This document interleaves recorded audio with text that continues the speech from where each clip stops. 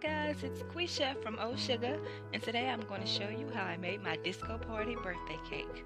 The first thing I'll be showing you is how I put together my disco ball cake topper. So for my cake topper, I'll be using one full recipe of Rice Krispie treats. I use it and form a ball out of the entire recipe. My cake is an 8-inch over 10-inch, so that one recipe was enough to form a ball that was the perfect size for the top of my cake. Once I've formed my Rice Krispie ball, I'll be covering it in the buttercream that I'm actually using to frost my cake. This will give me a surface that I can adhere my fondant to. One of the easiest ways to get your frosting smooth on the round surface is to use acetate. I usually just keep my leftovers from edible paper when I buy it, and I cut them in small squares, and I use them to help me smooth out surfaces on round cakes or round edible objects. Once my frosting is smooth and has had a little time to set up on my Rice Krispie ball, I then cover the ball in a gray fondant. This is also the color that I'll be using to cut out my squares that I'll be covering my disco ball in. When covering your ball in fondant, you want to get it as round and smooth as you possibly can. But for this project, it doesn't have to be the neatest fondant job you've ever done. There can be some imperfections because they will be covered by those fondant squares that we'll be cutting out next.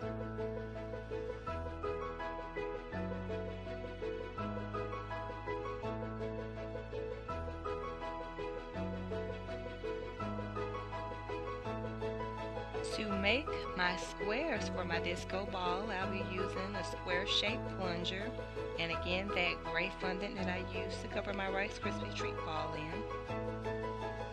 And this will give my ball that disco look.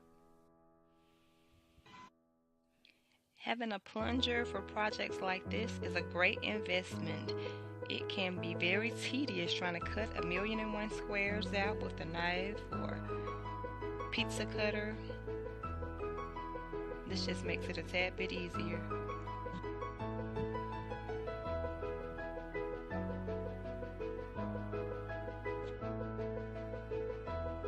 Once you have enough squares cut out for your disco ball, you're going to want to let those sit out and firm up for a bit because it's easier to apply them once they're firm. That way they can keep their shape instead of being easily squished from movement or from the pressure of your fingers. Once those square cutouts have had a chance to firm up, I go ahead and dampen the surface of the fondant on my Rice Krispie ball and adhere all the squares to form my disco ball.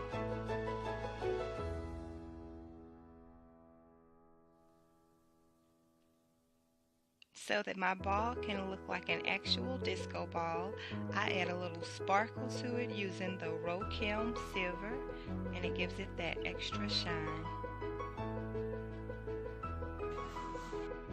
Next, I finished frosting my cake, and I'm going for a watercolor effect, so I'll be applying different colors of buttercream frosting on top of one another in different areas so that I can get the effect that I'm going for.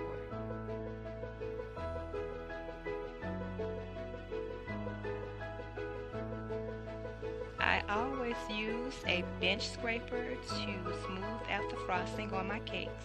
I'll be doing this method on both my 10-inch bottom and my 8-inch top, and then I'll stack my cakes.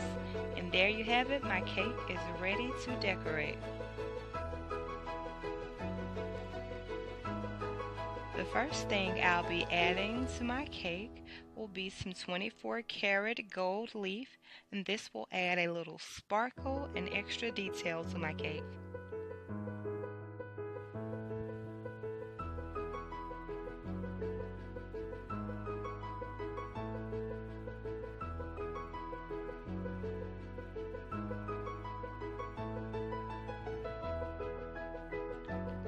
I'll then be using my Cricut to cut some images that I'll be placing on my cake. Actual silhouettes of children and balloons, my birthday girl's name and age.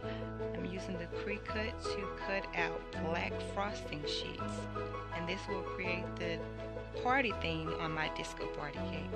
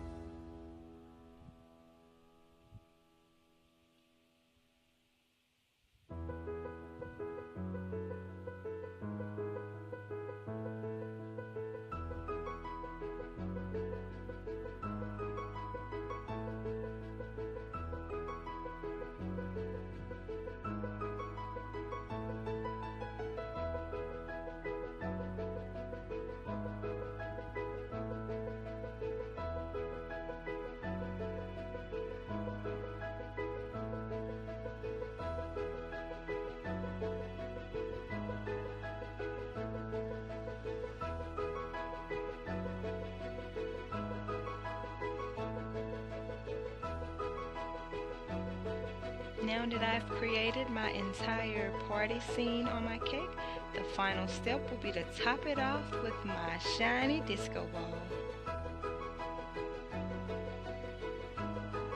And there you have it. I thank you guys so much for joining me. I hope you enjoyed.